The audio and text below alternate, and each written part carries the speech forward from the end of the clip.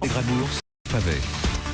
Et c'est Jean-François Bec qui est avec nous pour commencer cette émission, directeur général de Morningstar par téléphone. Bonjour Jean-François.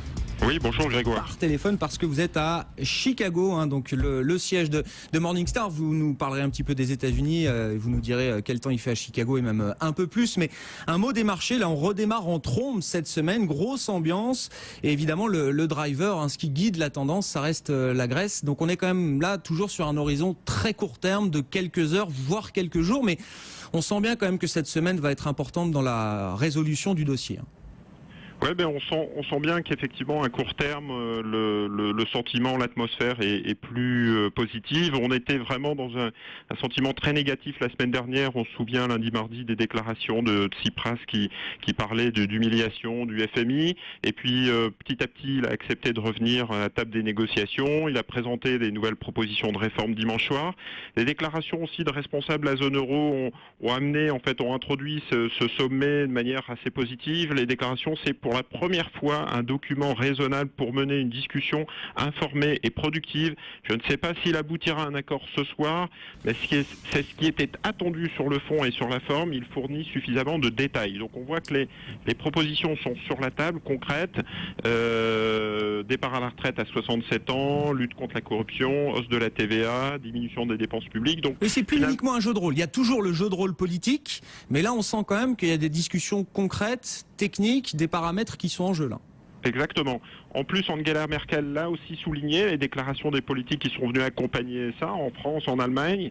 Elle a déclaré qu'il n'y aurait sans doute pas d'accord ce soir formel, puisqu'on attend, en fait, l'accord viendra concrètement de la Troïka et des créanciers, mais elle considère qu'on a toutes les dispositions sur la table pour finaliser un accord cette semaine. Donc vous avez le sentiment là, Jean-François, et évidemment ça reste de la spéculation à ce stade, on attendra que tout ça soit signé définitivement peut-être d'ici la fin de la semaine, mais on s'est mis suffisamment de pression du côté des dirigeants politiques de la zone euro pour ne pas échouer cette semaine-là.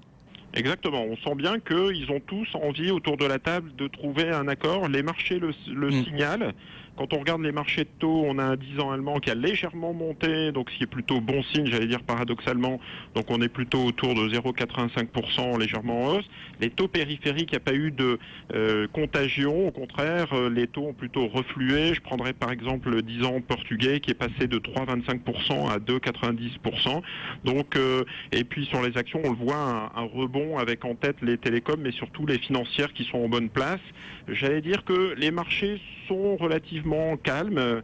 Alors certains diront c'est le calme avant la tempête, mais je pense qu'effectivement c'est plutôt une certaine sérénité au sein des marchés. La volatilité sur le CAC est baissée à 25. Le crédit corporate et le crédit bancaire, les spreads sur le crédit bancaire n'ont pas monté. Et donc ce qui montre bien que les intervenants sur les marchés sont plutôt zen dans une crise qui s'annonçait, enfin une journée qui s'annonçait comme une tempête. Bon, on n'a pas terminé peut-être avec les émotions, mais c'est vrai que cette journée est plutôt marquée du saut de l'optimisme, et on voit encore les déclarations d'Jeroen Dijsselbloem, le président de l'Eurogroupe, là, qui sort de la réunion et qui estime que les propositions faites par les Grecs offrent une chance en vue d'un accord cette semaine. Comment est-ce que les Américains regardent ça? Avec un peu de lassitude peut-être, j'imagine, mais néanmoins ils sont quand même contraints de suivre d'une certaine manière un petit peu cette tendance qu'imprègne le dossier grec sur les actions là. Oui, en dehors du très court terme, ouais. C'est vrai que honnêtement, vu de Chicago, on comprend pas bien ça paraît un peu lointain, j'imagine. Voilà, les déclarations de Tsipras, etc. Donc à la minute près, c'est très difficile de comprendre pour un Américain ce qui se passe. Mais globalement, à moyen terme, il y a trois sentiments forts qui se dégagent. D'une part, les Américains s'inquiètent du délitement, du sentiment européen. La question, c'est y a-t-il un pilote dans l'avion européen? On voit une montée en puissance des extrêmes et du populisme. Une fois c'est Grexit, une fois c'est Brexit, une fois c'est Podemos, une fois c'est montée des extrêmes au Danemark et en France. Donc on se prépare, semble-t-il, à d'autres crises à venir, vu en fait l'absence de pilotes dans l'avion européen. Mais l'image de fond n'est pas perçue comme étant particulièrement positive.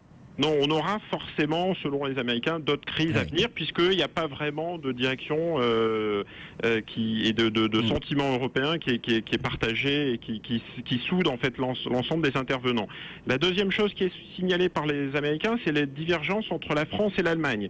On voit que la France est dans une position assez inconfortable pour défendre, soutenir le dossier grec. Quand on regarde les réformes, la retraite à 60 ans, la baisse des fonctionnaires, la baisse des dépenses publiques, toutes les réformes que n'a pas prises la France. Et donc entre les déclarations de Schäuble et de Moscovici ou de François Hollande ou d'Angela Merkel, on voit bien qu'il y a une divergence qui a été notée par les Américains.